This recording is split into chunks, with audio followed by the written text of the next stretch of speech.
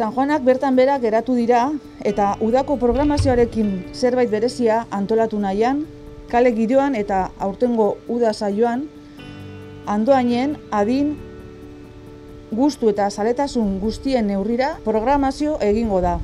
Ekainaren 23an hasiko da eta iraila bitartean luzatuko da. Doakoak izango dira ekitaldi guztiak. Kale giroan programazioa aurten Leitzaran bailarara luzatzen da eta egia esan behar dugu ekitaldi xarmagarrienak edo berezienak hemen ingurune honetan, Otita ingurunean emango dira. Andoain, kasi kostaldetik oso gertu denik ere, Urmugaren Gipuzkoako aurreneko herria dugu hemen. Hau da, Leitzarandik Leitzaraino, joan ezkero ez da herririk, eta lehen da biziko herria, ibaian bera, errekan bera, hau da ez.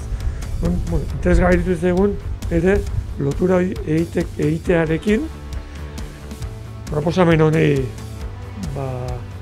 erantzuna ematea eta altzan gauzi politienen zehatzea, proposatzea.